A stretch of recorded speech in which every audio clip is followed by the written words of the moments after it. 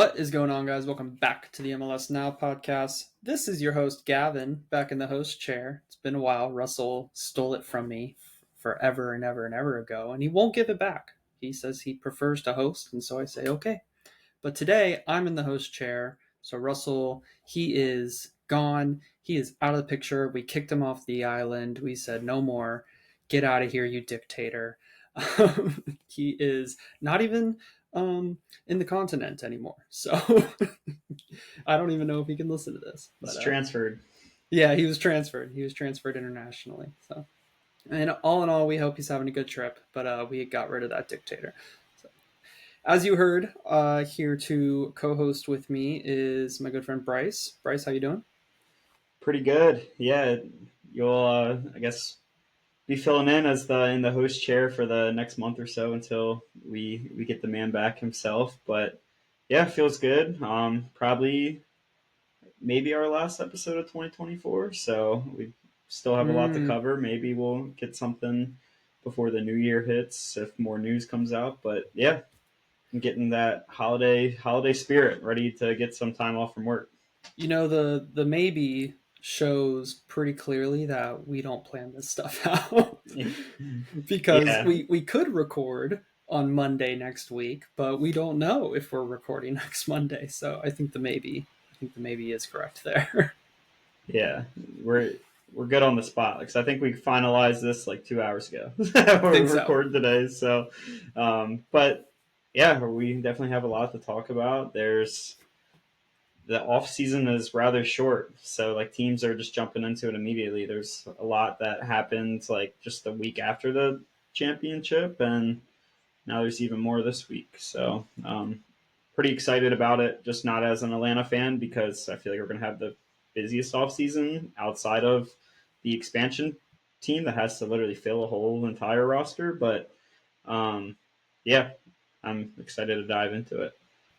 Yeah, well, let's do it. The first topic we had today, we wanted to look at the breaking news from yesterday, I believe, or maybe 2 days ago, a Leagues Cup format change. So just the TLDR for many of you out there, including myself, 18 MLS teams will participate in Leagues Cup. They will be the 18 playoff teams. The non-playoff teams do not qualify for the Leagues Cup. They will play in the Open Cup instead. The Leagues Cup also will not stop mid-season. So it will be a midweek tournament now, similar to how Open Cup was and is still. And I think those are the major updates. Same with Liga MX. They are also cutting down on the amount of teams. They're going to have 18 teams from their side as well. So the dates are still a month long, late July to late August, which is similar to what it is today. So, Bryce, would love to hear your thoughts on the new format. Do you love it? Do you hate it? What are your thoughts? I feel like there's a mixed bag here of love and hate. Like the love part, I really am excited about the potential of more cross leagues play. The groups when there was like a 2-to-1 ratio of every MLS. I think there's 18 Liga MX teams, and now there's going to be 30 MLS teams. So in that you have 48 teams. You would have 16 groups of 3. And like that you're playing an MLS team and most likely a team already in your conference in the old format. And like Atlanta last year, they played DC United. It's like we played them twice here already. Like Atlanta fans don't care about watching that matchup, especially when it doesn't affect the regular season schedule at that point, and the standings and the Supporter Shield race and all of that. And the numbers just weren't there, especially in year 2 of this tournament. And when there's so many shutdowns for the MLS throughout the year, another thing that I like is there's no shutdown. Because there's always shutdowns in the playoffs during international breaks, and just like the current window of schedule that the MLS plays is starting in late February and running till early December. Just seems like they're getting hit with a lot of breaks, and it sounds like they're going to take a mini they haven't said it's going to be a league-wide break for the Club World Cup when it's in the U.S. this year, but it sounds like there might be a little halt in that. There's going to be in 2026 the World Cup. The league's going to shut down. So I'm all for, especially in the middle of the year, of not shutting down, because then it just feels like a whole second off season within itself. Because you have plenty of international windows where sometimes you play through, sometimes you don't. So I'm perfectly happy to play through it. And I do think the midweek matches adds a new element to it, similar to CONCACAF, because earlier in the year when some of those teams are in CONCACAF, they have to really be strategic with their game day rosters. Sometimes they have to rotate, play like 5 or 6 guys off the bench in each game, so that adds a new element into it as well. Um, I think the one thing I don't like where the tournament's trending in terms of its relevancy. I think the first year it took off.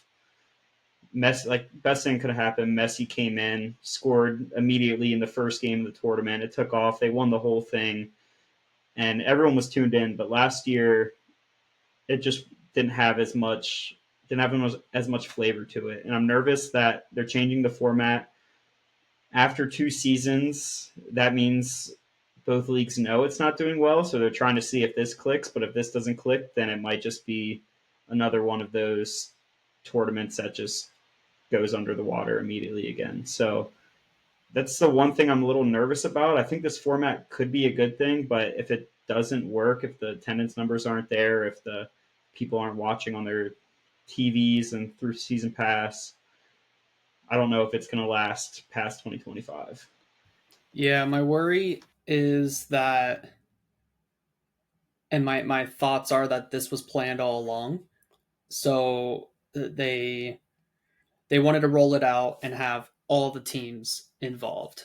And part of their rollout plan of this new tournament was, okay, after a couple years, we don't know the exact dates, but after a couple years, we're going to scale it back. And we only want it to be a set group of teams. We don't want it to be all the teams. And I think that the people who were putting this tournament together were probably, maybe they were worried about buy-in from everybody, from the fans, from I don't know, their stakeholder groups who pay and invest, right? And then also from all the teams as well, buy-in from all the teams. That if you only gave it to the playoff teams per se, then maybe there would be teams who don't like that, who want to participate in another international tournament. um, and so it feels, it happens so quickly 2 years in, that it feels like it's a part of the plan. And then in alignment with what's happening with the Open Cup, it feels like it's part of that plan as well, to just totally reshape how these secondary, if you will, competition, the cup competitions are structured. It just all feels very planned, and uh, everything seems to be going to as part of the script. I'm not sure I like it per se. I mean, I like this in a bubble. I like the new format. I like that it's just the competitive teams per se. I like that it's not shutting down mid-season. All the things you kind of went over. I like the midweek nature of it. I like teams going to Mexico. I don't remember if I said that. Maybe you said it. But teams going and playing in Mexico, that was a big thing that people didn't like. But I'm not outside of the bubble. It just feels very planned and meticulous, and it just makes me feel like what's coming next, because MLS seems to always be chopping and changing things up. Yeah, like it's the playoff format feels like it like changes every 2 to 3 to 4 years, and this has shifted. And like on the surface level, I think this is great because like it keeps all MLS teams in, I guess, like there's like 3 stages of them being able, and the Canadian team's 4 stages to earn a bid to the big continental tournament, which is the CONCACAF Champions Cup. Like 3 teams earn it still from the League's Cup. That'll remain the same. They'll have the champion, the runner-up, and a third place game. And then those that don't make it, they will be playing in the U.S. Open, and that still gives them like a secondary competition outside of the MLS play, which is great because I know as an Atlanta fan, we started out rough this year, and even though we made the playoffs, like we were still in the U.S. Open, like through the quarterfinals. So like at least you have a secondary competition to play for, and I think giving all 30 MLS teams that, and each individual club can choose like how they want to like allocate their roster and like their rest to certain competitions. And I think another thing that's great is those teams that don't make the knockout stage in Leagues Cup when everything was shut down, they had like a month and a half off. Like some teams had like over 30 days off, and when teams want to be playing, especially middle of the season, like you kind of use like those first 2 months to really ramp yourself up. But then when you ramp yourself up just for a halt like that, I don't think that's good for the players and momentum. And um, so I think this could help with that. I am really curious to see the format of this because it's still, they said they're going to have a midweek and there's no shutdown. So the dates for it, they said, are July 29th to August 31st, which is that 29th is on a Tuesday, 31st on a Sunday. So basically, they have like 5 midweek opportunities, and then the championship, third place, like on that weekend is my guess. That 31st on that Sunday. Um, so basically, have like 6 windows for match days and 36 clubs. I don't know because they said another format changing this is making sure that MLS teams aren't playing MLS teams at least early, and same with Liga MX teams. So I don't know if they're just going to have it straight up. I feel like the only logical one is just to have straight up single elimination opportunity, and then like starting it just MLS versus Liga MX to start. Like you could have the lower teams in the standings. Like I guess it would be, you would have like the top 28 teams, top 14 in each have a bye. And I was kind of drawing it up like the 15th team in Liga MX plays like the 18th team in MLS, and like you just like kind of pepper them through there, and then they play into the round of 32, and then you just play on through that in a single elimination. I think that's what it's going to be, and then they just have the higher. I don't know who they would choose to have the home field advantage, but I feel like it's probably gonna be single elimination, no more group setting as well, because there just isn't enough time for it with that window and not taking off at this point. Yeah, and two things on that. Firstly, oh, I totally forgot what my first thing was. Um, what was my thing? Now I can't even think of my second thing. I'm losing my mind over here. Okay, but with Leagues Cup, with the matches being midweek and being in July to August, one of the two things I was going to say is I'm looking at Seattle and Miami specifically because they are now in CONCACAF Champions Cup. They are now in Club World Cup. And then they will have this Leagues Cup as well because they qualify since they made the playoffs. And so I think for them specifically, their season looks insane. Their season just looks absolutely insane, and I don't know how they're going to manage it. Like I don't think I don't think their MLS season is going to be great this upcoming year. Um, they're going to really need to stack up the talent and just the bodies in the offseason to make sure that they have a full roster raring to go for this long haul of a season. So that's my first point. And actually, I do remember my second point, which is I wonder if having Leagues Cup um, as like if you make the playoffs, then you make Leagues Cup. I wonder if that will almost help be another incentive to make the playoffs. Like obviously every team is shooting for the playoffs, but like sometimes throughout an MLS season, things get a little dull. Things get a little like, oh, a team can lose 3 games and it's not a big deal. And that's one thing that MLS struggles with is making sure that every single game feels important. Because right now that's not the case. You can finish what seventh, sixth or seventh, what the Red Bulls finish and make it MLS Cup final as long as you're doing good by the end of the season, which is the fun in it. But also, you want to be able to have games that feel important. Is Leagues Cup another reason that games in MLS regular season feel important? Took me a long way to get there, but I got there Yeah, in the end. no, you did. You got there. And that's a good point because I don't think as a 9 seed you're going to go in like Atlanta did last year and say, "Hey, we actually have a realistic shot to go on a run." At least you kind of get that check mark, being like, "Okay, we didn't have the best year, but now we earned ourselves in League's Cup. Like now we can maybe be to just get our resources ready and win against Liga Mekis because all MLS clubs want to do that, and that's going to be in the early part of their season when Apertura is like really starting to kick off. So they're going to be a little cold. And no, yeah, I think that's a good point. But yeah, like looking at I don't know with the new manager in Miami and all these competitions, they're going to be playing in the Club World Cup in June. And MLS is going to have plenty of midweek matches because they have to get 34 games in a span as well, which the League's Cup isn't schedule is going to come out for a bit, but the MLS schedule comes out on Thursday. So we're going to be able to kind of see the placeholders, and Seattle and Miami might hit like the 50 game mark as a club this year, which like you never really see. So yeah, especially Seattle, but both are going to struggle next year. So I agree with you on both Yeah, points. yeah, and maybe this is a good time to transition to Seattle. Some rumors, I don't think they're final yet, correct me if I'm wrong, but rumors that Jesus Ferreira and Paul Areola uh, could be moving to Seattle, and maybe that's what they're trying to do, stack up the talent to be able to manage this upcoming season for them.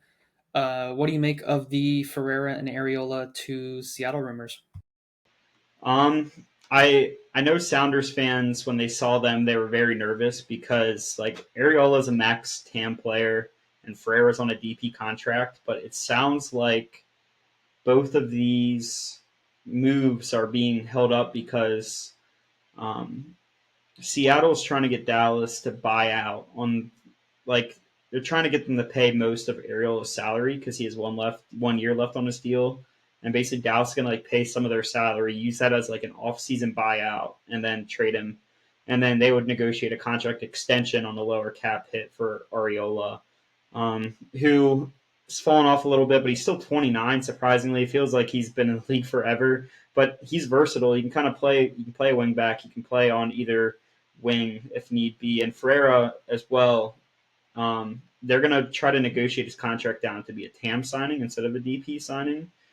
Um, and I think the holdup on that is trying to get him to agree to that because he still has 2 years on his contract. And I think I saw Seattle's beat reporter, Nico Moreno, who's great at what he does. He was talking about the holdup right now is Ferreira because they're trying to sell him on, hey, you're going to be playing in Club World Cup. You've been wanting to move to Europe forever. This is going to be your opportunity. You're going to be able to play against those clubs directly in the United States. And he's had like a poor year and a half. So they're kind of hoping this could be his opportunity to earn his way back out there. It sounds like they're going to re-sign Albert Rusnak as well on a DP deal. And on the surface level, I like the moves because they're two players that they know the league. They're versatile. Ferreira can play as a striker. He can play as like behind even someone even more up the field than him in the middle. He can step out on the wing if need be. And Ariel, like I said, he can play multiple positions. So like when you're in all these competitions and like you maybe have to fit just 11 players on the field at once when you're playing in like 4 or 5 different competitions, those are some of the players you want, so you're not kind of stuck with four in the back, three in the back. You can kind of rotate your formation if necessary. But I know Seattle fans are nervous that these are going to be their two biggest moves, and now that they've kind of phased out of the Rui Diaz and Loidero last year, that they're kind of waiting for their next big outside MLS move to get another DP slot open because I think if Rusnak comes back on DP and Ferreira is not a DP, they still have one open because De La Vega hasn't hit the league running like they would hope. But I think they're a little nervous that those are going to only be their biggest moves. And in order to compete with Atletico Madrid and PSG, I think they maybe want one more name in that attack. So I like the moves. It sounds like they're going to go through, but it sounds like there's a lot of negotiating down contracts so they can make it work. And that's just the pain of this league sometimes. Yeah, it feels like Seattle are trying to do some money ball and also just use their, like you said, use their power to say, hey, Club World Cup, CONCACAF Champions Cup, like right now you guys aren't in those competitions. Don't you want to play at the highest level? And I think clubs should be doing that. I'm sure clubs are, but I think our high level clubs should be trying to do that because why else should you achieve those or try to achieve those honors? Use that power to your advantage, essentially. For Ferreira and Areola, it's been a steady decline at Dallas, the way Dallas has steadily declined as a club, just statistically. Areola in 2022 had 10 goals, 6 assists in MLS. In 2023, he did struggle with injuries, 2 goals, 4 assists. And then a little bit better in 2024, not much, 5 goals, 3 assists. So a player of his dollar amount, a player of his quality, Dallas won't be happy with what they've gotten. So I'm not surprised they maybe even they're just trying to get rid of him, and maybe they will buy him out, and that's why Seattle are kind of playing hard to get. And saying no, you're gonna have to buy him out if you want us to take him off your books. And then Ferreira, similarly, in 2022, he had that amazing season, 18 goals, 6 assists.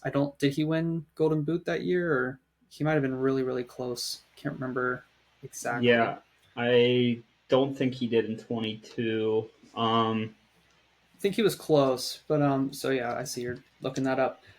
In 2020, Mukhtar won it all. Mukhtar. Oh, that's right. That's right. 2023, 12 goals, 4 assists. So still a good season, slight decline. And then last year, 5 goals, 3 assists. Struggled with injuries this year. He always kind of has something going on, it feels like. Same with Areola. So statistically, they're on the decline. The club to replenish them, to reinvigorate their careers is definitely Seattle, though. And I'd be pretty confident that they would both see success at Seattle individually. And I think it's more of a club and coach thing at Dallas. And I have complete trust in Schmetzer to help them out individually.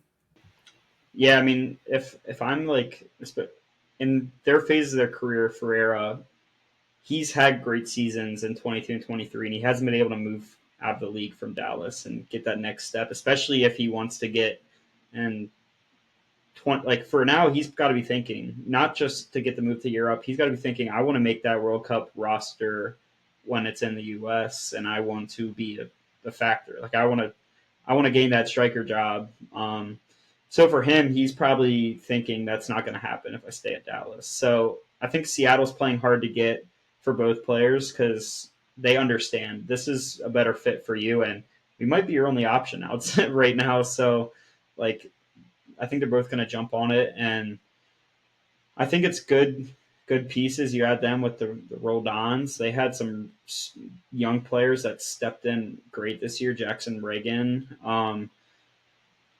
I Obed Vargas, like those guys, like had really solid seasons. Their defense was good. They just need to add a little bit more to their final third, and I think this might help them more. Maybe not even just in these tournaments, but it might kind of help them keep afloat a bit during the regular season. Because even if Ariola and Alex Rodon like aren't playing on the right flank at the same time, like at least you have like one of them maybe focusing on those international competitions and one of them focusing on regular season play when you're playing 2 matches a week. So I think this will help them be flexible a lot. And luckily, they're getting a lot of young players through their academy and the draft right now. So I think they might have the depth to keep afloat throughout this, maybe even more than Miami, just because we've seen Miami hit a lot more injuries more with their older roster they have. So with all these added competitions, I think this move would be good for Seattle. It's not official yet, but it sounds like it's going to happen. Yeah, be interesting to see. All right, let's move over to the East Coast. Maybe we can hit on our teams real quick. Obviously, Atlanta fan Bryce. News coming out of Chris Henderson's hire at Atlanta for sporting director and chief soccer officer. Obviously, with Miami, he is most notable for being there while Messi and the whole entire crew came. There are reports that he didn't have a ton to do with that, and that was more like at the ownership level. But still, he oversaw that. Also oversaw in his first season a huge rebuild. I think it was like 25 or 22 new players, something insane like that, of the Miami roster, which didn't really help that first season. They were also, if you remember, going through some tough financial, like GAM financial issues, because they had those restrictions set on them a few seasons ago for cheating. Blaise Matuidi was on a DP contract, but they Yes. reported it as not. So that's Yes. I always think of Paul McDonough, another guy that was in Yeah. Atlanta's org, just went and tanked them And or completely. and Orlando's. Yeah. Yeah, He that's how he started. Like Henderson took that job, and then those sanctions were found out while and he was he already on he the had nothing job. to do with it. He had Yeah, nothing to do with yeah, it. Let's just put that out there. But yeah, he had to navigate those sanctions, and I think he did pretty well. yeah. And like both stops, like he was with like a decade um with Garth Lagerwey in Seattle, and like with a club that I would say Seattle is like a smaller version of what Atlanta is in terms of their spending level. Like they go after players, and those two guys were great. Like they won two MLS Cups. They won competitions. They brought in Lloyd Darrow, and they brought in Rui Diaz, and they hit the draft picks in the Roldan brothers, and um, like they kind of took what Siggy Schmid did with Seattle, and they took it up a notch with Smetzer, um, and then they kind of went their separate ways. Henderson to Miami, and yeah, like you said from the start, he found ways to make it work with the sanctions, but still kept a good relationship with the ownership level because he knew the Messi move was coming, but he still built a playoff roster out of like moves like getting Alejandro Pozuelo on like a really cheap trade from Toronto. Um, and yeah, looking back at that roster and with the Gonzalo Higuain days, like they were pretty successful. And like even though he maybe didn't help like Messi and friends, like he did some things that like took the club like to new levels. Like the Robert Taylor move was a big deal for him, and like Julian Gressel was like he was the guy that he knows the league very well and he knows the draft well. Like he got Yannick Bright, who was actually one of their best players down the stretch for Miami last year out of the draft last year. Um, and he he knows a lot with the league, and I think when Carlos Bocanegra was fired, it was pretty much known with he kind of lost a lot of say in Miami when Messi came, and this was kind of an opportunity for him to get back to his roots. Garth is going to let him full control on the DP signings. Maybe not so the head coach right now, but whoever the head coach is eventually, like then he'll have the say. Like then he'll be grading the performance on the team. He'll be traveling with the team. So those two get back together. They get back with two open DP spots, a lot of money to spend, and this is probably the best I've felt as an Atlanta fan in a while because it feels like when Garth came in the office 2 years ago that like he's always told Atlanta fans, you guys are going to hate me, but like we're not going to overturn this roster immediately because there's a lot of things that we have to organically do, and it seems like the flexibility had to be open. The contracts they had to get out of a lot of those big South American contracts are out of like Santiago Sosa, Franco Ibarra. They have two DP spots open, and it seems like this offseason is going to explode soon. And this is just the first piece, and not surprising, but yeah, Chris Henderson finally on board, and it was quite interesting to hear their press conference today. They're two of the smarter guys in the league, and pretty excited that Arthur Blank was able to get them both together. Yeah, I think they're a power couple for sure, as we saw in Seattle. It's like And they went to like different colleges once they were the high school lovers, and now they're back together to hopefully take off together. yeah, that's exactly what it's like. But no, seriously, I think You said it with the money. That's where my mind was going. We all know Atlanta has money to spend. The Santiago Sosa. Every time there's a over $3 million transfer now, the only thing I can think of is they have $3 million in GAM, and that just opens whole new flexibilities for these clubs to play around with. And Atlanta, Arthur Blank, they like to spend, and now they have people who are going to spend smartly, who have that track record of doing it in the league. And now you have the roster space.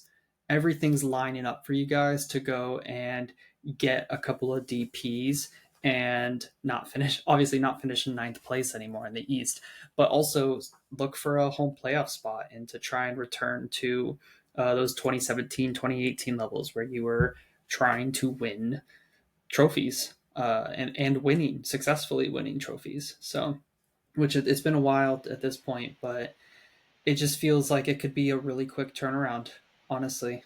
Yeah, it feels like it's set up perfectly to be the LA Galaxy of last year, even though the Galaxy missed the playoffs by a long shot.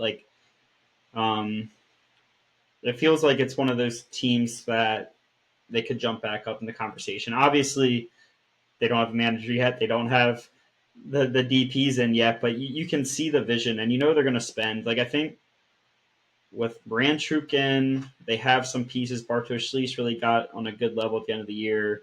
Um, Stein Gregerson looked pretty solid. Pedro Amador looked great. So they have Saba.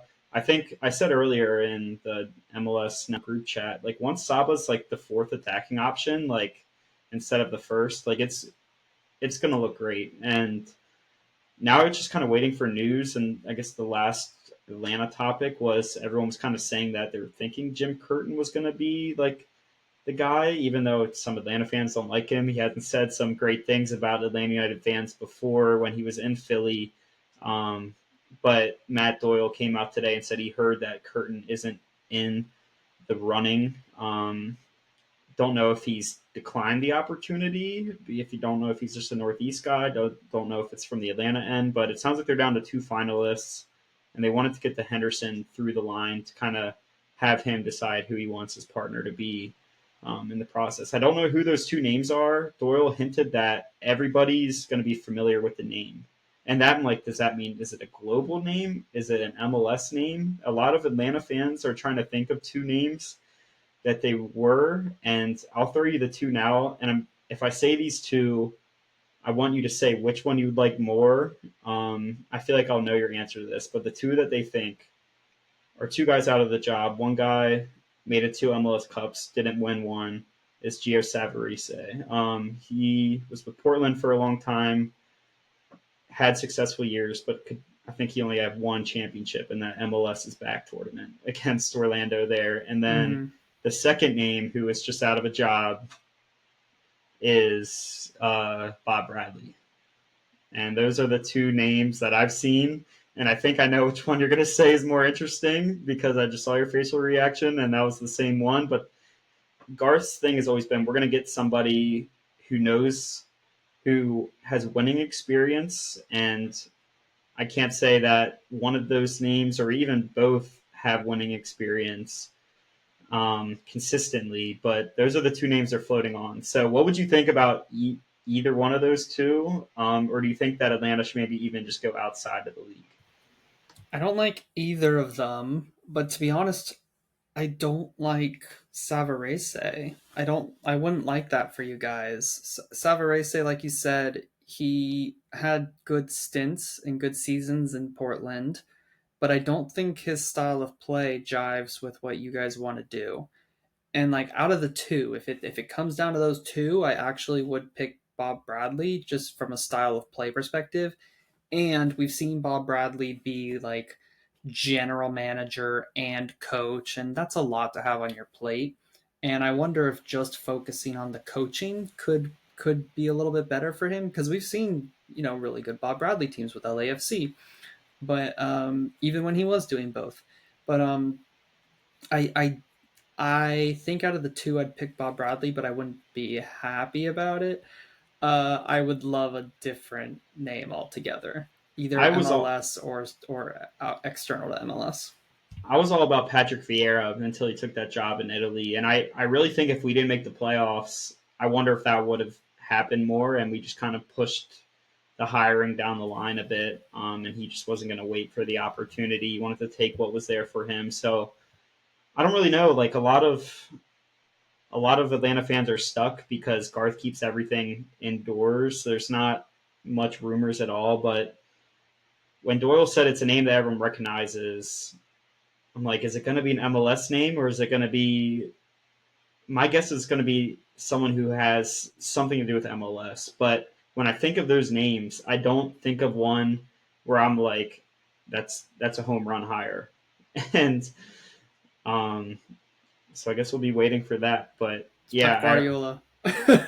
maybe that's why they're because it's funny because like 2 to 3 weeks ago, Garth said we're going to hire a manager in 2 to 3 weeks, but then at today's Henderson press conference, he said we're about at most 2 weeks away, and his reasoning was um, that he didn't know that Henderson would be fully available from Miami, and they had to wait to really talk to him until after Miami was eliminated. Once they were and Atlanta was, then they could finalize that. But my theory is they're waiting for Pep. You know? But yeah, I don't know. Like I'm kind of hoping it's a name that no one's really thought of that is like an external hire because you already have the Hendersons and the Lagerways running the player personnel side of things. So if you can just get a manager who's a good manager that maybe doesn't even need to understand the league, then maybe that just maybe has some good like European connections even but someone that is coming in and doesn't have to worry about doing it all like a Tata Martino did in the early phases for Atlanta. But yeah, those are the teams being floating around. It's not coming from any like real sourcing, but I don't get excited about either. Yeah. Hopefully, it's just two completely different candidates. All right, let's move on to my team. The news coming out of Orlando City is that we are selling Facundo Torres to Palmeiras in Brazil. And so there's a couple different lenses to look at it from an Orlando City, the team perspective. He's been our goal scoring leader. He's been the guy on the pitch. Whenever we've had another player who is like the guy, so thinking of like Luis Muriel when he came in and Nico Lodera when he came in, like there was always this little weird like power dynamic that they struggled with. And like it taking them out of the team seemed to help Facundo Torres just like be the guy for this team. And so he's kind of been that offensive leader for us. He scores the goals. He creates some chances, but he's also just like a safety valve. Like when we are struggling defensively, we can kind of give him the ball in the midfield, and he will, obviously not every single time, but he will keep the ball for us and recycle possession, and then we'll go and get up the field and exert control on the game. And so he's always a guy who has been really good at that. And also he's worked very hard defensively over the years. It's a big loss for Orlando City. I have some mixed feelings on it because when I think of like a DP player, what do I want my DP player to do? Yes, I want my DP player to score. I want my DP player to give assists. But I also want my DP player to like impact the attack in non-goal scoring or assisting ways, like being more creative, being more dribbly, taking shots. And Facundo Torres over the years has really frustrated me because he is our guy, but he doesn't take his man on. It's not a part of his game to when he gets the ball and he's faced up against a defender, he's going to take him on and at least try to do something. Many times he gets it, he passes it back. He really is a more transition player who's going to make that late run and get the service and score the goal. He's not going to dribble past a guy and two guys and then score the goal like you would think Cucho Hernandez, or thinking back to like Zella Rayan, for example, who would be able to do that. Mukhtar, for example. And so that's kind of been my like negative view on him. But in and around the box, he gets the ball in the back of the net at the penalty spot. He's automatic pretty much. I think he's only missed once in his career or something like that. And, that's important as well, having someone on your team who's a penalty specialist. So it's a big loss for Orlando, but also we're making a profit on him. And I think it's rumored to be $14 million. We got him for around 10. 9 to 10 million. So we got all of that great play. He led us to an Open Cup. He scored in the final. I think he scored in the semifinal as well. So he did deliver a trophy, and we're getting a profit. So pretty happy from those perspectives there. I'm also not like as a fan, I'm pretty fine with him leaving, and just looking to forward to see who his replacement will be. There has been some talk about, oh, this isn't great for the league because he's not going to Europe. I think that's bullshit. Really, I think that's bogus. Palmeiras is a big club in Brazil. Brazil's a big league, and if someone's willing to give you $14 million for him, you take it. I don't think Facu is going backwards in his career by any sense. I think it's a step up, and if he does want to go to Europe, there's still every opportunity for him to do that. And I don't think Europe equals success in soccer. So that's my take on it. I'll give you free swim, Bryce, on anything there. But yeah. Yeah, you hit it really well. From my perspective, I mean, this comes at like the right opportunity for everybody involved. Like you said, they're not taking a loss on the player. They're getting significant amount more, honestly, from it. And quick question: was Faku brought in from the previous ownership, or was he a part of the new ownership? New ownership. Okay. New ownership. When Okay. the Wilf spot, they're the owners of the Vikings. He was kind of their like, new First. owner comes in and they invest their money.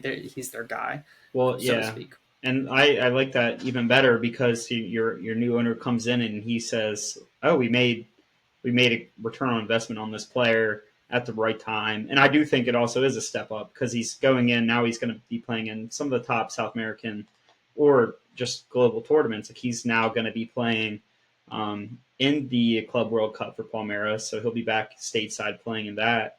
Um, he probably wants to get more from the national team too, and maybe this could provide him that opportunity. But also for Orlando's side, like there's some if you're bringing in a player and he knows that Orlando is not going to be the home for the rest of his career, like he wants this to be a stepping stone. You don't want that relationship to sour. And then it gets ugly. And it felt like this amount of time, Orlando, they made it to the conference championship. He made an impact on the year, leading goal scorer, like moving now for the return on investment, it just seems like it ended on a good note. And as an Atlanta fan, where some of those relationships ended on a bad note, like it's sometimes like, oh man, I wish you reflect back these years later, and you're like, I wish it didn't end that way. And it feels like now everyone's gonna have good memories as him. It was right move for the club, and yeah, I'm excited to see if they can get a player that can maybe scare teams more. Like when you're saying the players that can like take over a game. Like you obviously don't want the DP to have like everything to fall in his hands, like Mukhtar, for example. Like Nashville, he can only do it for so many years with just him that attacking third. Um, but then again, like that's why you get those players to do it if they need to. And Facu Torres, great player. But like I feel like when you think of like the best players in the league and those players that can like take over games, Cucho, Buanga, like Facu just like was in that tier below. So now I'm curious to see if Orlando can nab a player in that tier one. So I think it's a good opportunity. I could see them maybe breaking their incoming transfer record on an XDP. I don't know, but the ownership group probably feels pretty good about this return, and I think it adds a little exciting thing to the Orlando offseason because you're like, we're just short. What can we do to make our team better? And this is now an avenue where we can maybe find a fit that can maybe get the most out of Muriel. Maybe year two is going to take off. Maybe we can get a player that can like supplement each other a little bit better. So I'm happy it's Palmeiras. Instead of Liga MX with Cruz Azul. I really don't want to send a lot of our players over there every window. I would prefer to compete with them. I feel like Yakumakis was an exception for me because I love that return on investment, but I don't want to see that every single window where they're like starting to get our DPs over there.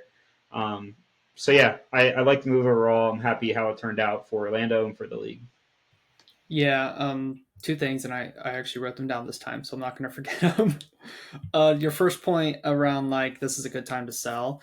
Like Oh, that's one thing I think Orlando does really well that a lot of clubs I don't think do very well is Orlando sells at peak value, I think, and they're not afraid to sell even when it doesn't feel like there's still it's still up in the air. Like, oh, could we have held on to him for one more season and gone again, right? I think we could have, and we could have tanked his value. Like maybe next season's a slower season for him, and instead of 14 million, we're getting 7 or we're getting 8 million from a Liga MX team, right? And so one, it's good for his career, but two, we sell at peak value. We did it with DK. We did it um, with we tried to do it with Duncan McGuire, and then we had that whole fiasco with whoever it was, Blackburn. I can't remember who it was, and then we just did it with Facu Torres as well. And so selling at the right time when it's not a 100% oh we want to get rid of this player. I'm sure we'd like to keep this player, but also we can get the money and reinvest and then keep somebody for 3-4 years and then go again. My second thing was your point about Faku being that tier below. I've been saying for years that I want Faku to be our second guy. Like, he was not that tier one quality. I think that's a perfect way to put it. So I thought he should be a second best attacker in our attack, and he was always our best attacker. And I think that's where our limitations came. I do wonder if that is something that he will enjoy at Palmeiras. Like maybe they have, I don't know their squad, but maybe they have another winger there who's just that step above him. And so he can be the second guy and he can just go about his business and score goals on transition like he always does. Yeah, Palmeiras they have a good attack, so Okay, I'm yeah. sure he'll appreciate that. They have like Roni, who's there right now. I think they're still looking at Europe as well Yeah. to get someone. So yeah, they're loading up for the Club World Cup, and like it'll be like it adds a new element to watch it. Like I think Palmeiras actually comes near me in the tournament, either Philly or DC. So like it'll be cool to see him back in the league. But yeah, I like the move and curious to see if they can rally around signing this winter, which I feel like they should. But it's sometimes hard in some of the markets when they're mid-season and you're in the off-season. So DP watch on their end though for an attacker. Yep. All right, moving on. Let's talk about San Diego FC, the new club coming into the league. We saw their expansion draft in that YouTube live stream, which was ridiculous. It's terrible. Yeah. Actually, I don't have them pulled up. Or actually, yes, I do. Yes, I do. Let's just go through the 5 that they picked in the expansion draft.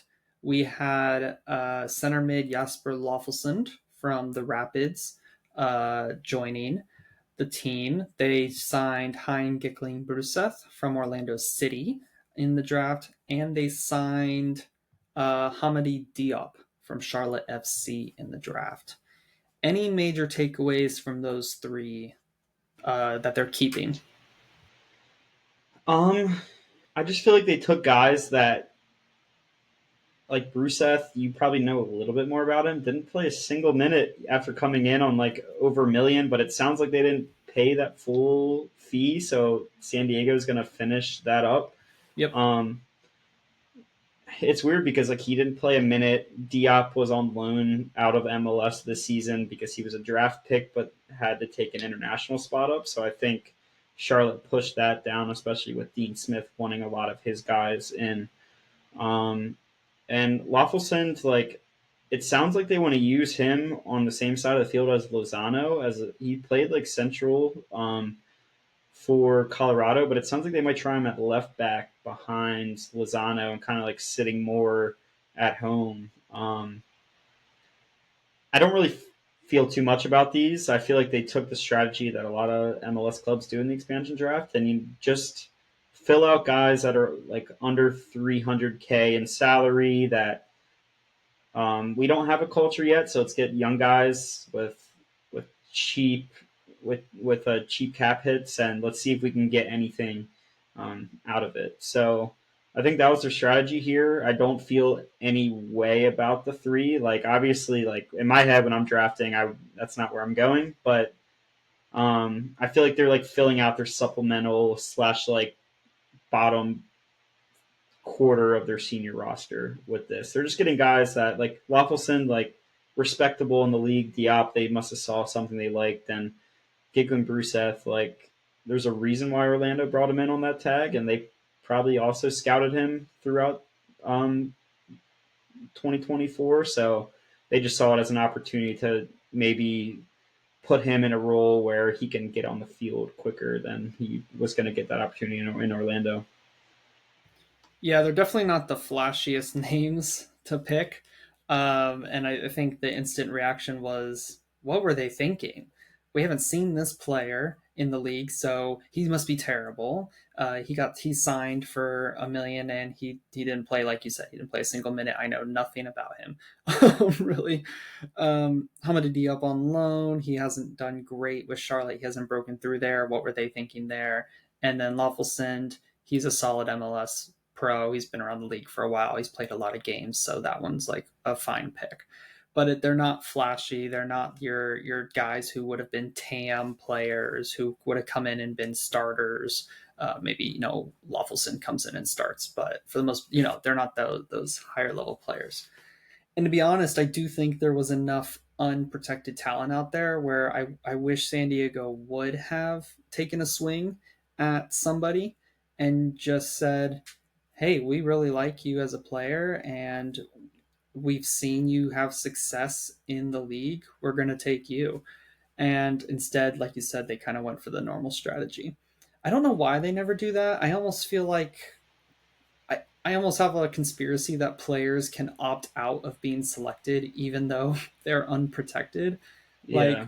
Like there was some good players that still had contracts available. Like my pick was Brugman, for example. His contract is not up this season. It might be up next season, maybe. Just won MLS Cup MVP unprotected. Like I know it's nearsighted, but that's a player who you can go get, and he can be in your midfield. And I don't know why you don't go and get that, other than like he just is too much of a cap hit. So I don't know. That's Yeah. just my bugbear, I guess. It sounds like my theory, and then like Tim with MLS now, and he does a lot of great work for Chicago, with Men in Red '97. He was kind of talking about it, and I had this theory as well that like there's kind of like an unwritten rule like across like sporting directors where like I'm not gonna touch your investments to a certain extent. Like they pretty much like call up before the draft and say like, "Hey, we're interested in taking this player. How would you feel about it?" And it sounds like they did that with a couple teams because that's why Columbus and uh, Seattle like traded them international slots for a discount. um, it sounds like they don't want to like get off in the right foot in terms of like negotiating with the rest of the league, so they just kind of go with players that maybe they can take a flyer on and still That makes keep sense. good relationships around the league to start. Because if you take an investment on a player like Brugman who doesn't want to be there, like just won an MLS Cup, like it could like because then you're putting him as like one of your highest paid players, and then you're starting like a really bad locker room environment around for people that don't want to be there, that are like some of your biggest investments. So like, maybe we're going to take flyers on guys that didn't see playing time, and maybe they're going to like step through and contribute in the first day. So like I think that's why we see the trend like that. Yeah, but like you said, like someone who's not connected with the league at all, I'm like, you know, I'm going to take Zonde Silva and like see how it works and like move on from that. But Right. Yeah. looking at this roster though, like I like the Andres Reyes move. Like the center back duo of him and Patty McNair will be interesting because Reyes is like a very he likes to play a little bit dangerous sometimes, like little. But McNair like plays back, and they have McVeigh who's going to bring good depth in there. I like what they're doing with the center back unit. I think they got to get another designated player though. They need another attacker because with how the roster looks right now, they're they're closer to the wooden spoon than they are to the playoff line, in my opinion. So like obviously they're building from ground up, but none of what they have gets me excited, but they have plenty of time to do something. Like the window hasn't even opened yet, but um, they got to get at least another DP. Maybe leave that like third one open to see how you've done like through the summer. I know a lot of like early clubs like to do that. But yeah, I like the other two moves they did on draft night. They drafted like Jose Kojima from St. Louis and traded him to DC for like 400K GAM, which I thought was a lot for a player that only played like in half games as a reserve. And then they also traded someone to Toronto, the Thiago Andrade from NYCFC. So I like those. They're just trying to like maximize their investments, their allocation, and they probably put that like right back into the Andres Reyes GAM amount. And yeah, like I think they have a couple solid players. That's another team that they've linked Ariola to because he's a San Diego like born and raised, like just like built like a small sided field like in downtown San Diego. So um yeah, this will be a fun off season to track, and we were both over 5 on our picks, so we wasted time Yeah. of content for that. It was fun. It was fun. It was Yeah. fun. So yeah, it will be interesting to see how San Diego fares this season. Like you said, a lot of time left for them to build out their roster, but really interested to see what direction they go for the next few weeks. They have a lot of work to do. A lot of work to A do. lot. Yep. Okay, well, let's get into free agency. We've seen a couple of moves. We don't have to spend too much time on them, but a couple of moves done here. Jack Elliott was probably one of the top 3 to 5 free agents out there, and he is already landed in Chicago.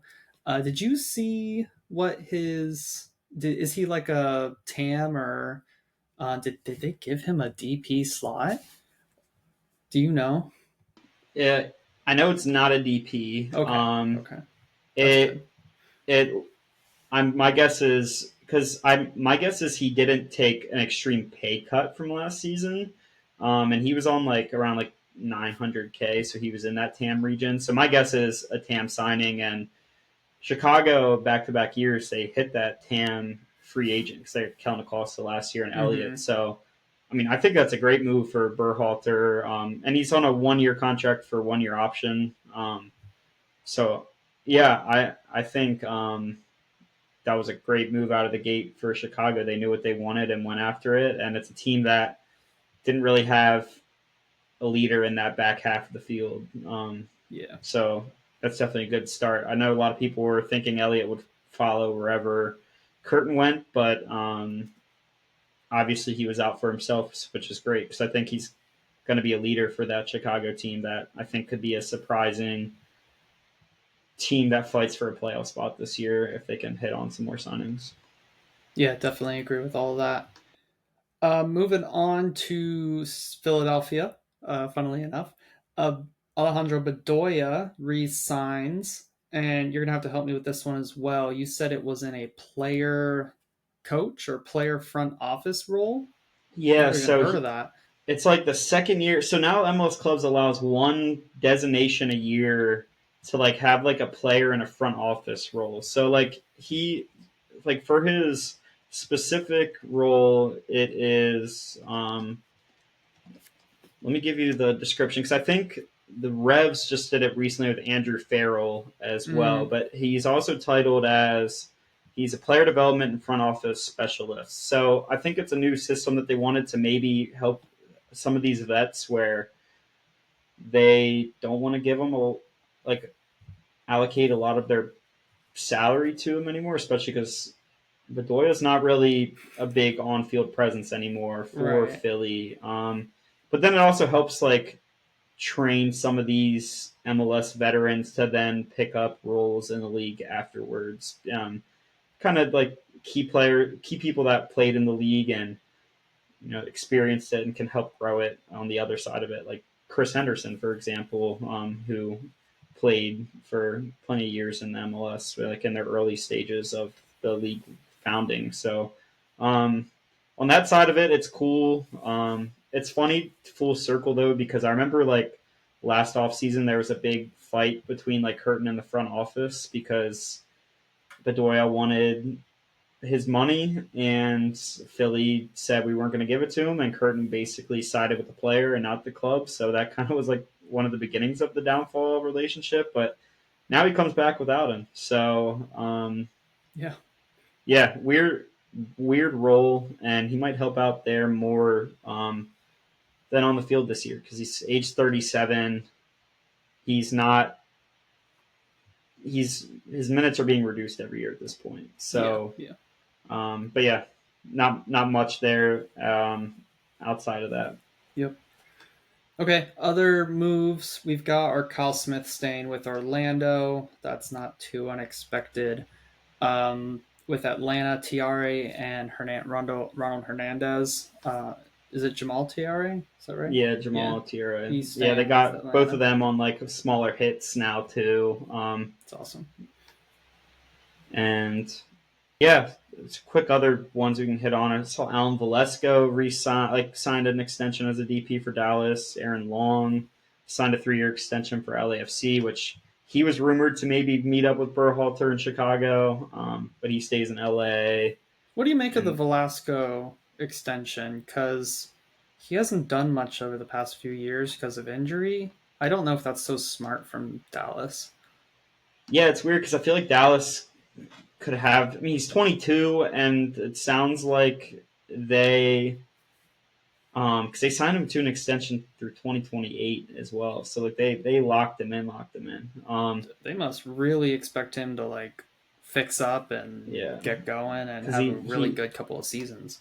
he had a season-ending injury last year, and I know that his contract was close to up, and he's their club high transfer fee, and he was getting close to his contract, but a lot of clubs in South America are trying to get him back. So it could maybe even just be to the point where we want to get him on an extension so that maybe we can get a season out of him after his injury and then sell him off and actually get like a little bit of return. Yeah. So it could be as simple as that, but yeah, it like he hasn't hit. He showed some promise early on, but Dallas also could have had an opportunity to like get rid of Areola, Ferreira, Velasco, and really start fresh with Quill and try to get a new wave in because it seems like their current project has just stalled out. There's not really much growth in it anymore. Like Peter Musa, like he looked pretty good last year when I saw him. He I think maybe got to double digit goals last year, but um, it could be as simple as let's get this guy locked up and let's see if he has a good year and we can move him out because I think he even wants to leave somewhat soon too.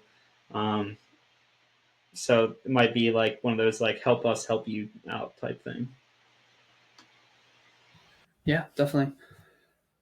Were there any others that you wanted to call out? I guess the Aaron Long one's a little bit important just because LAFC they are losing at least as of now, Jesus Murillo. So you don't want to lose like two of your main center backs. And Long, I think he's like 33 at this point. So like this is his last big contract for him, 3-year deal, and a team that like kind of fizzled out up top. Long has still been a really good signing for them. So I think that was important to keep him in LA.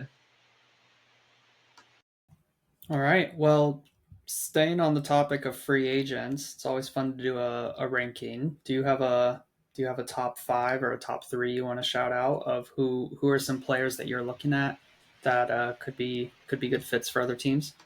Yeah, I drew up some, and I have like a. Let me see. So Doesn't have to be I in ha- any order. If you don't have it in yeah, an order, we can just kind of I call out the put five we're looking at.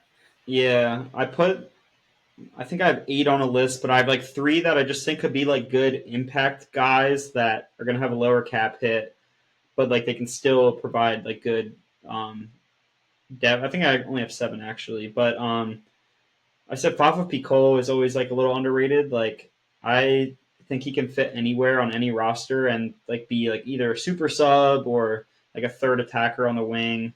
Alex Ring, who of course won't have a DP contract anymore, like he's out of Austin, and I think that he could provide a lot for a team. And same with Joao Paulo. He kind of fall off for Seattle a little bit, injuries, but I still think that he could sign, if not cheap back to Seattle, he could sign with a team in a lot of competitions and provide minutes because he was a great player for Seattle for a few years, and I don't think he's fully done yet. So there's like the three like honorable mentions I want to shout out, but the other ones I wanted to call out were Jesus Murillo. Funny enough, I just talked about him. I think he's still a good center back. I could see a team that is having an overhaul in their back line that really needs to help a team like San Jose, even like or a team New England's already filled in, but like DC, even like teams that need to kind of shore up their back line. So maybe Murillo could be an option for him. Him trying to get his last payday. Um, as well. Another one from LAFC, actually, Ilya Sanchez on a big cap hit, but he's getting up there in age. He's like 35, 36 now. But we saw Atlanta with Dax McCarty last year. He wasn't always on the field, but some of those guys that just, there's like guys who can play as a 6 or an 8, like they're pretty valuable to have on your team, especially because Dax was a big reason why we even passed Miami. He just, when you need that veteran experience in like playoffs, I personally would go after Ilya. Albert Rusnak, I have on the list, but it sounds like he's going back to Seattle on a DP deal. And then the last two I have on the list are two strikers. One of them very close to my heart, Joseph Martinez. I think he's going to stay in the league. I just don't know where because it's like that weird. He's at the weird middle ground in his career where you don't want to give him DP money anymore because you don't know if he's going to be fully fit, and he's not what he used to be. Um, but then also I think he's still trying to get his money like fair enough for him. So it's like that awkward spot. I don't know what team. I thought Montreal was a great fit, a team that doesn't really want to spend, and they kind of like allocate a good amount to him. But then another striker I have leaving San Jose, Jeremy Ibosier.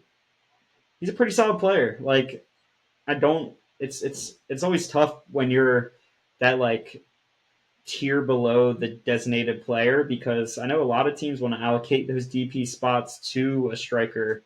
So when you're like that TAM striker, there's not many teams around the league that want to build around that TAM striker. But I think he could be very reasonable for a team that can afford him and fit him um, in the team. I thought he provided great years for Portland and just kind of fell out of favor in San Jose.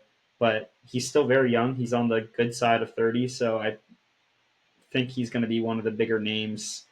I could see him end up in an Austin. I know they bought out Zardes and they still need a striker, but I think they could go after a DP instead. So it's always tough to kind of find those homes, but Jeremy Abissier is someone I would watch out for as well. Yep. All right, I'll give you my five. I liked your list a lot, and I've got Jeremy Abobasay on mine as well, for many of the same reasons that you have. Just didn't work out in San Jose for him, unless he resigns with them. But I would hope for his sake he doesn't. Although, well, with Bruce Arena, maybe it would be a good fit to resign, but Yeah. maybe just a new team will help him out because he started well there. Another one I'm looking at is Johnny Russell. Actually, he was really good for SKC, but I think it's time for him to move on. Time for a new team as well, and also just a new coach. Like it just feels Yeah. very stale for Johnny Russell in MLS. I don't know if he's returning. I doubt it. I feel like it's time, and he's a player that I like. I don't think he should be similar to Facundo Torres. I don't think he should be the guy, just because he's not at that level. But he is a quality player who can join an attack and do really well. So I like Johnny Russell. Raheem Edwards, he was declined. He had his option declined. And, we've seen him do really well in the league. We've also seen him have his struggles in the league. So I think he's someone who a team could take a flyer on, especially if they want to use that left back as a more adventurous left back who's willing to get forward, kind of like how Orlando does. And there are many teams that do. So I think Raheem Edwards would be a good free agent to look at. I've got Alexander Ring in the midfield from Austin FC. Uh, and he's a pretty good player in the league, pretty solid player. Don't make him your guy, but you know, take him off the bench, be that third central midfielder who you can rely on, or no, maybe he is your second midfielder. I don't think he should be the guy though.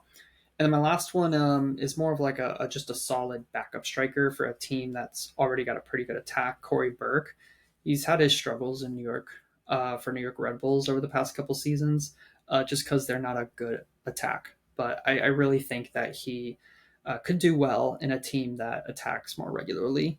He is getting up there in age, but I feel pretty confident that he could be a good player for a team with a good attack, a good like secondary option.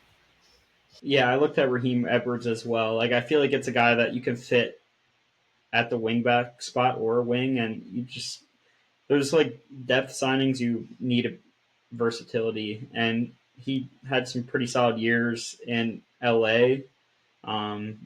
And it would be cool to see him kind of get back into a role that fits him and a team that's better for him. So I like that shot. I was thinking about that as well. And one more I thought of when you said Johnny Russell was Tim Melia.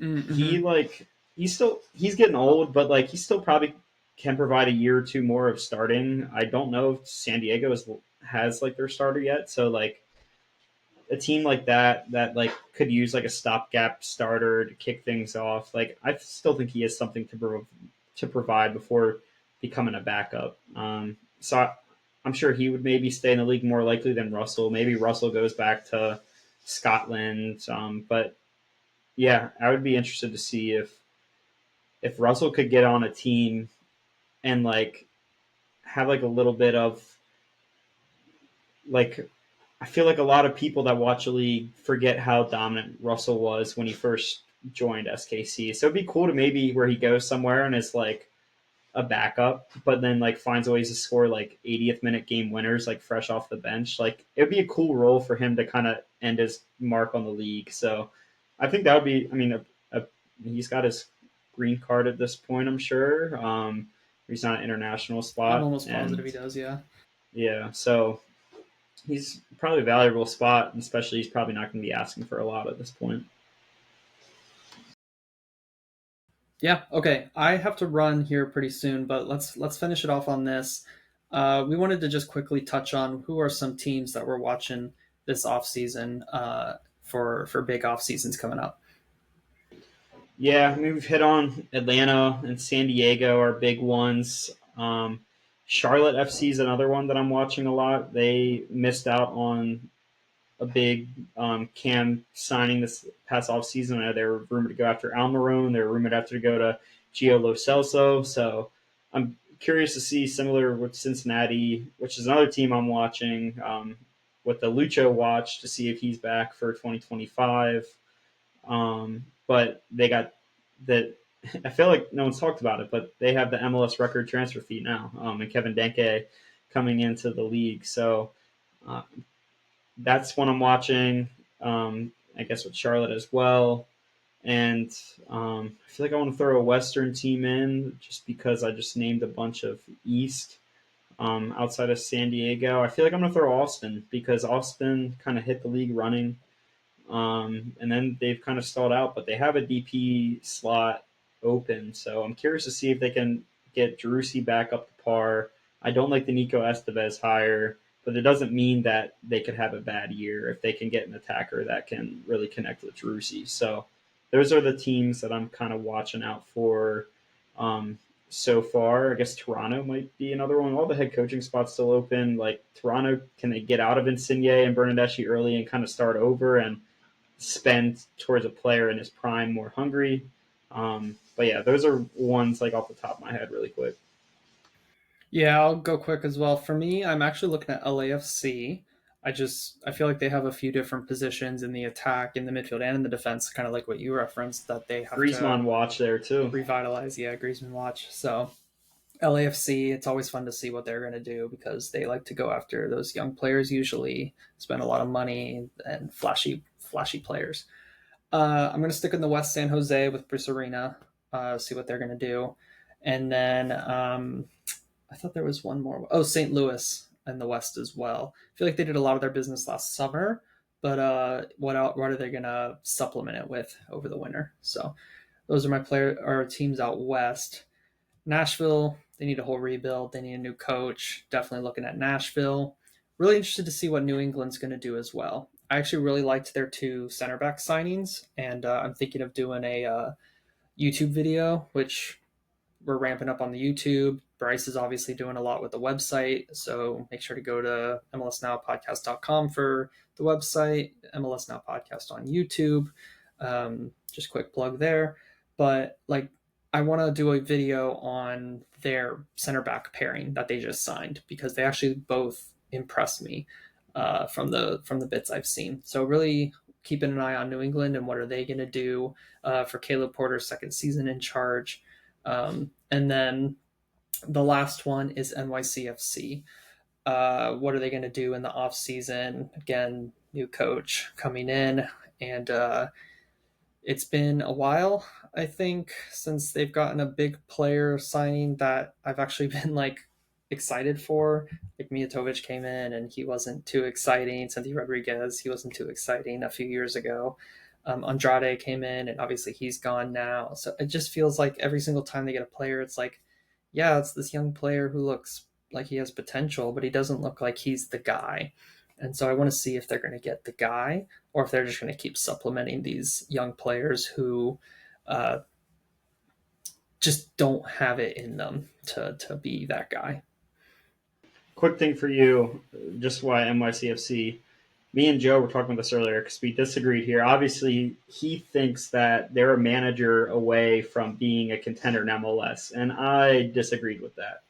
No, no way, no way. Yeah. They've got holes in their squad that they need to fill. They've got weak areas for sure.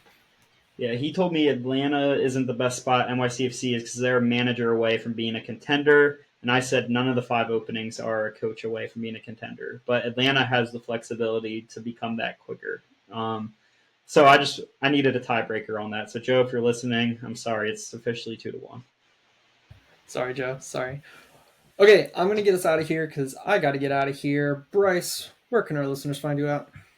Find me at BLeslie19 on X and Blue Sky, whatever you have to do with the at bsky.social or whatever. Yeah, but yeah, talking a lot of Atlanta right now because a lot of off season, but I'm excited for the league schedule to drop Thursday. So yeah, connect with me over there and look out on the MLS Now podcast website to see if check out the mega off-season guide. There'll be more stuff on that throughout the days and weeks and the holiday season. Yeah. Awesome. Well, thank you, Bryce. You can find me at Lions Blog 1. Again, check me out on YouTube. Check out Bryce at www.mlsnowpodcast.com. David, Russell, we hope you guys are doing well. Listeners, we hope you're doing well. Really, really appreciate you guys listening. Thank you. And Bryce, till next time. Peace.